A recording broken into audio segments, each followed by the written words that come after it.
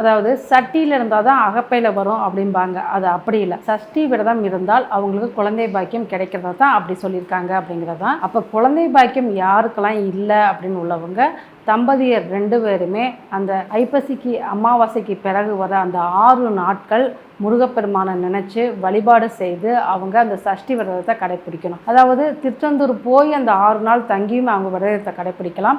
அப்படி போக முடியாதவங்க நீங்கள் வீட்டில் இருந்தே, அதாவது உமிழ் நீரை கூட முழுங்கக்கூடாது அப்படின்னு இருக்குது. ஆனால் அந்த அளவுக்கு அவங்க உடம்பு ஒத்துக்கலை அப்படின்னு சொல்லி சொன்னாங்கன்னா வெறும் மிளகு 6 மிளகை மட்டும் தினம் சாப்பிட்டு அவங்க விரதம் கடைபிடிப்பாங்க. அப்படியும் முடியாதவங்க தினம் பால் பழம் இந்த மாதிரி எடுத்துக்கிட்டு அவங்க விரதத்தை கடைபிடிச்சு அந்த 6வது நாள் நடக்கக்கூடிய சூரசம்ஹார நிகழ்ச்சியை பார்த்துட்டு மறுநாள் நடக்கக்கூடிய முருகப்பெருமானின் திருக்கல்யாணத்தை பார்த்து அவங்க விரதத்தை முடிவு பண்றப்ப கண்டிப்பா அவங்களுக்கு குழந்தை பாக்கியம் கிடைக்கும் அப்படிங்கிறதா. நிறைய பேருக்கு குழந்தை பாக்கியம் உருவாயிருக்குது. இப்போ குழந்தை பாக்கியம் இல்லாதவங்க இந்த விரதத்தை கடைபிடிங்க, கண்டிப்பா அவங்களுக்கு குழந்தை பாக்கியம் கைகூடும்.